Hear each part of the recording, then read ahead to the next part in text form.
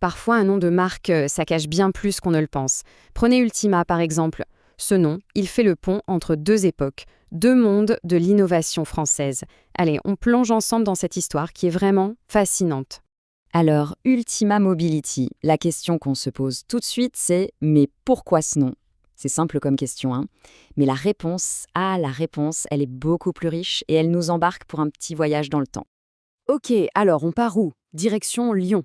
Mais pas le Lyon d'aujourd'hui, non. On remonte au tout début du XXe siècle. Il faut s'imaginer l'ambiance à l'époque. La ville, c'est une vraie pépinière d'innovation. Ça bouillonne d'idées, de créativité. C'est le berceau d'inventeurs et de constructeurs qui n'avaient pas froid aux yeux. Et c'est dans ce contexte-là qu'une marque de moto va voir le jour. Son nom, il claque, il est évocateur, Ultima. Pour l'époque, ce nom, c'était une promesse. Ça voulait dire quoi? Ça voulait dire qu'on allait repousser les limites, qu'on allait proposer le top du top des deux roues. Et quelle histoire! C'était vraiment une marque de pionnier. Imaginez, on est au cœur d'une véritable explosion technologique. Et là, dans les années 30, Ultima se démarque avec des innovations de dingue, comme le changement de vitesse semi-automatique. C'était révolutionnaire. Mais bon, comme souvent dans ces belles aventures industrielles, les crises économiques des années 50 sont passées par là et la production a dû s'arrêter. Ce qui était fondamental pour Ultima, c'était vraiment leur philosophie. Le mot d'ordre, l'indépendance. Attention, ce n'était pas juste une boîte qui assemblait des pièces, non, non, ils maîtrisaient tout, de A à Z, le design, la fabrication, et avec une fierté immense pour le made in local. C'est vraiment cet état d'esprit qui a bâti leur réputation. Et c'est là que l'histoire devient vraiment intéressante. Parce que ce nom, Ultima, eh bien, il n'a pas totalement disparu. Il est resté en sommeil. Et puis, presque un siècle plus tard, hop, il refait surface. Toujours dans la région lyonnaise, mais cette fois pour un projet qui n'a plus grand-chose à voir. Et c'est ça, le vrai lien. La clé, elle est là. Ultima Mobility, la nouvelle entreprise, ne reprend pas la mécanique des vieilles motos. Ce n'est pas le sujet. Non, ce qu'elle hérite, c'est l'esprit, la philosophie.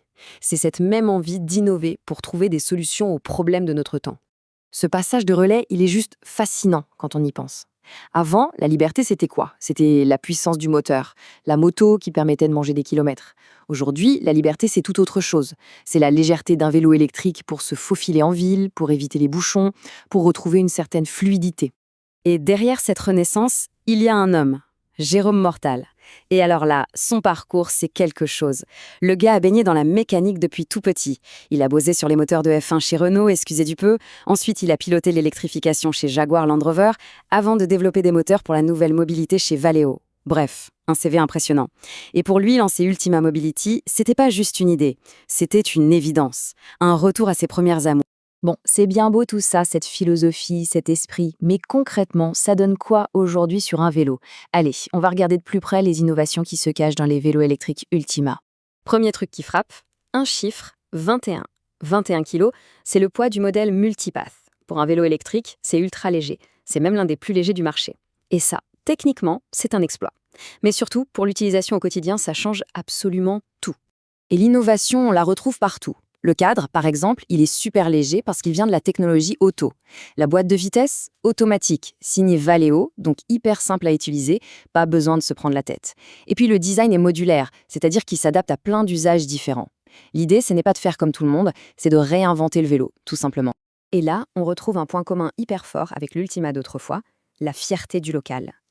Ultima Mobility met en point d'honneur à avoir une production locale. Les fournisseurs sont français, européens.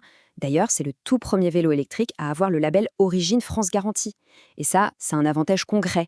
Ça leur donne une souplesse incroyable. Ils peuvent livrer un vélo fait sur mesure en moins de 3 semaines. C'est quand même pas mal. Du coup, on commence à voir le tableau. Avoir un vélo Ultima, ce n'est pas juste un moyen de transport. C'est bien plus que ça. C'est rouler avec une histoire. C'est faire un choix qui a un vrai sens. En fait, si on résume, ce nom, aujourd'hui, il représente 3 choses super importantes. D'abord, une histoire, l'héritage d'un siècle d'innovation à la française. Ensuite, un choix, celui de soutenir une industrie locale qui est responsable. Et enfin, une vision, celle d'une mobilité en ville qui redevient facile, fluide, agréable. Et attention, ce n'est pas juste une jolie histoire pour le marketing, hein. C'est un vrai projet industriel, très concret. La preuve, 5 millions d'euros. C'est la somme qui a déjà été investie dans la région de Lyon pour que cette nouvelle aventure soit un succès. Alors, ce nom, Ultima, ça devient plus qu'un nom. C'est une prise de position. C'est pas juste un clin d'œil nostalgique au passé, C'est une façon d'affirmer haut et fort qu'une autre mobilité est possible. Une mobilité plus durable, plus intelligente. Au final, ce qu'il faut retenir, c'est qu'Ultima Mobility n'a pas inventé une histoire de toutes pièces. Ils en ont juste réveillé une qui était là, en sommeil, et qui demandait à continuer. Ils sont allés chercher l'esprit pionnier de l'ancienne marque de moto pour penser la mobilité de demain. C'est une jolie manière de boucler la boucle, non ?